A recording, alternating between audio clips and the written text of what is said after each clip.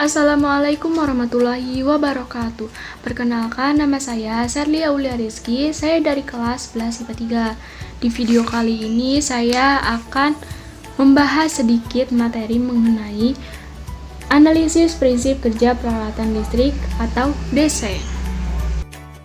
Sebelum kita mengetahui apa itu arus listrik searah, kita harus tahu terlebih dahulu apa itu aliran listrik atau arus listrik.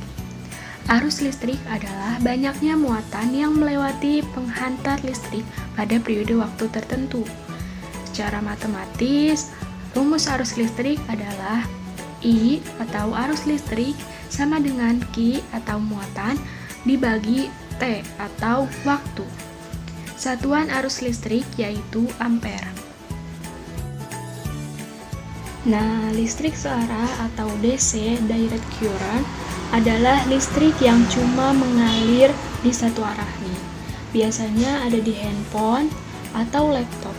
Muatan listrik bergerak dari potensial tinggi ke potensial yang lebih rendah karena adanya gaya Coulomb. Perbedaan potensial ini biasa disebut dengan tegangan atau voltase.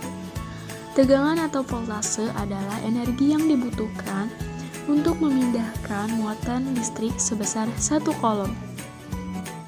Secara sistematis, rumus tegangan atau voltase adalah V, tegangan, sama dengan E atau energi, dibagi Q atau muatan.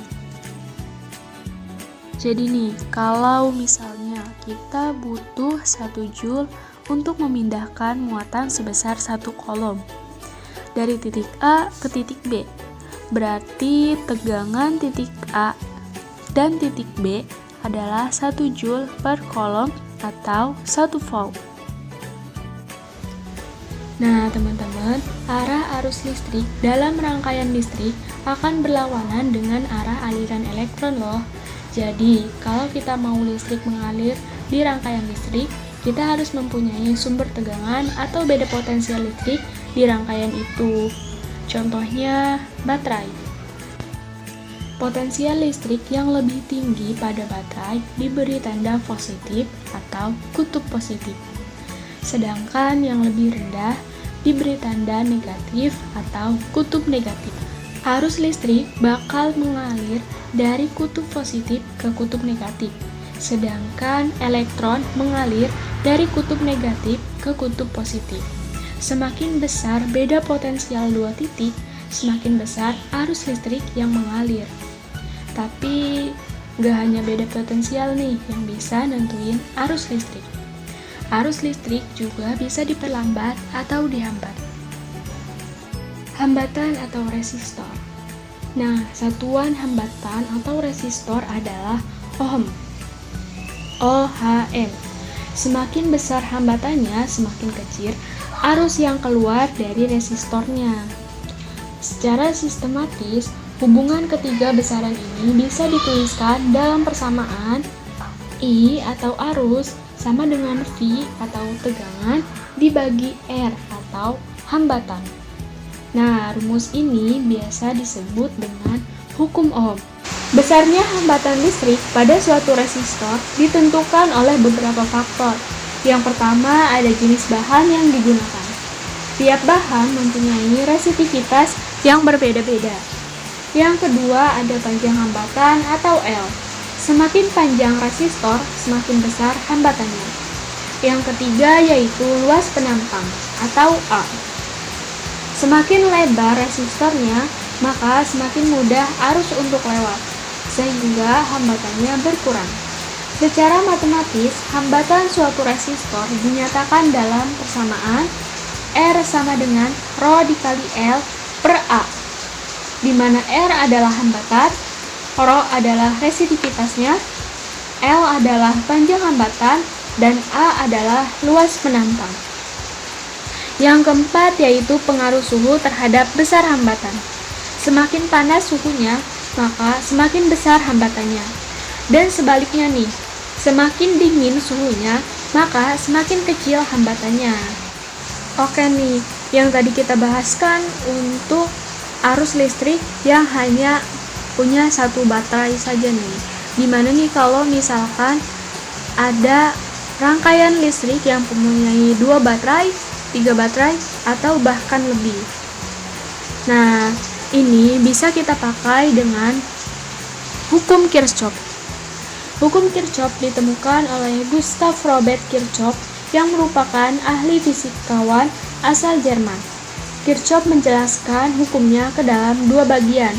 Ada hukum 1 Kirchhoff dan hukum 2 Kirchhoff. Hukum 1 Kirchhoff. Hukum 1 Kirchhoff ini berlaku pada rangkaian bercabang yang berkaitan dengan arah arus saat melewati titik percabangan. Hukum 1 Kirchhoff biasa disebut dengan hukum arus Kirchhoff atau Kirchhoff's Current Law. Bunyi hukum 1 Kirchhoff yaitu kuat arus total yang masuk melalui titik percabangan dalam suatu rangkaian listrik sama dengan kuat arus total yang keluar dari titik percabangan. Nah, rumus 1 Kirchhoff bisa kalian lihat sesuai pada gambar. Selanjutnya yaitu hukum 2 Kirchhoff.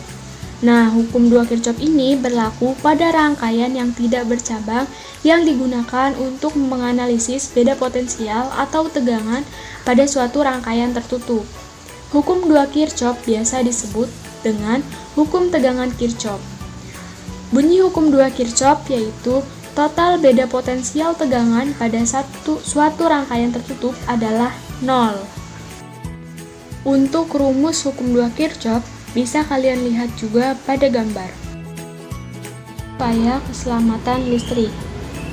Yang pertama yaitu percayakan pemasangan instalasi rumah atau bangunan pada instalatir yang terdaftar sebagai anggota AKLI atau Asosiasi Kontraktor Listrik Indonesia dan terdaftar di PLN. Yang kedua, jangan menumpuk steker atau colokan listrik terlalu banyak pada satu tempat, karena sambungan seperti itu akan mengakibatkan konsleting listrik. Yang ketiga, jangan menggunakan material listrik sembarangan yang tidak standar, walaupun harganya murah. Yang keempat yaitu, bila terjadi kebakaran akibat konsleting listrik akibat pengaman MCB tidak berfungsi dengan baik, matikan segera listrik dari kWh meter, jangan menyiram sumber. Yang kelima yaitu gunakan jenis dan ukuran kabel sesuai peruntukan dan kapasitas hantar arusnya. Yang keenam yaitu lakukan pemeriksaan secara rutin terhadap kondisi insulasi pembungkus kabel. Yang ketujuh yaitu gunakan jenis dan ukuran kabel sesuai peruntukan dan kapasitas hantar arusnya. Yang ke-8 yaitu hindari pemakaian listrik secara ilegal, karena di samping membahayakan keselamatan jiwa, tindakan itu juga tergolong tindakan kejahatan yang bisa dipidanakan. Nah, sekian video dari saya. Selebihnya mohon maaf bila ada kata ataupun salah. Wassalamualaikum warahmatullahi wabarakatuh.